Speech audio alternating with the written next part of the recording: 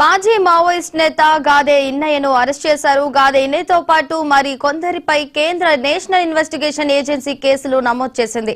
నిషేధిత సంస్థలు చట్టవిరుద్ధమైన చర్యలకు పాల్పడుతున్నాయి, తద్వారా భద్రతకు ముప్పు కలిగిస్తున్నాయని ఎన్ఐఏ తెలిపింది. సిపిఐ అనుబంధ సంస్థ అయిన ఏబిఎంఎస్ ఏర్పాటు చేసిన అంత్యక్రియల సభలో గాదే ఇన్నయ్య ప్రసంగిస్తూ భారత ప్రభుత్వంతో పాటు భద్రతా బలగాలపై తీవ్ర విమర్శలు వ్యక్తం చేశారని, అలాగే రామచంద్రారెడ్డి బూటకపు ఎన్కౌంటర్ లో హత్య చేయబడ్డారని గాదే ఇన్నయ్య ఆరోపించారు. ఇక ఎన్ఐఏ అధికారులు తెలిపిన వివరాల ప్రకారం గాదే ఇన్నయ్య ప్రసంగానికి సంబంధించిన వీడియో సాక్ష్యాలు తమ వద్ద ఉన్నాయి. అంత్యక్రియల సభలో 150 నుంచి 200 మంది ప్రజలు పాల్గొన్నారు.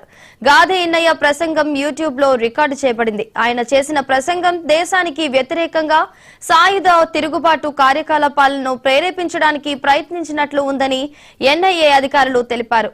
ఈ కారణంగా కేసు నమోదు చేసి విచారణ చేస్తున్నట్లు పేర్కొంది.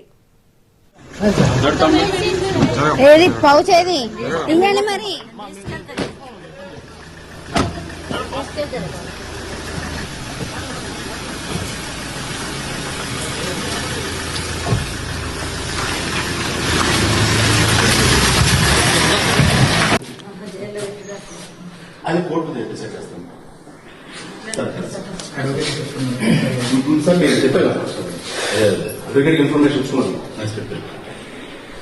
మేడం ఇన్ఫర్మేషన్ చెప్పాను. చిన్నపిల్లలు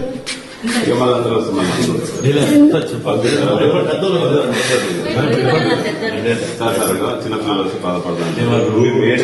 మీ గురించి బాధపడతాను. ఇళ్ళని బాధపడతాను.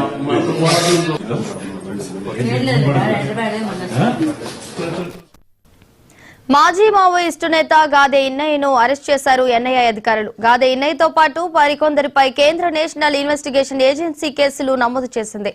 నిషేధిత సంస్థలు చట్టవిరుద్ధమైన చర్యలకు పాల్పడుతున్నాయి, తద్వారా భద్రతకు ముప్పు కలిగిస్తున్నాయని ఎన్ఐఏ తెలిపింది.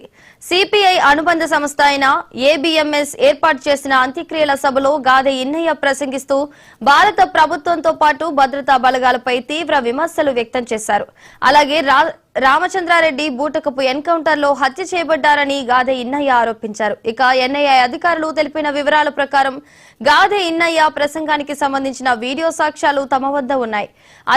అంత్యక్రియల సభలో 150 నుంచి 200 మంది ప్రజలు పాల్గొన్నారు. గాదే ఇన్నయ్య ప్రసంగం యూట్యూబ్ లో రికార్డు చేయబడింది. ఆయన చేసిన ప్రసంగం దేశానికి వ్యతిరేకంగా సాయుధ తిరుగుబాటు కార్యకలాపాలను ప్రేరేపించడానికి ప్రయత్నించినట్లు ఉందని ఎన్ఐఏ అధికారులు తెలిపారు.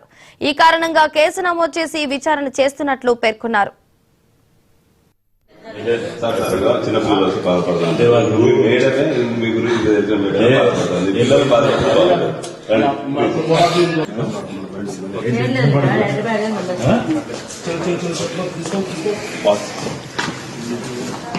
చెప్పిన అందరికి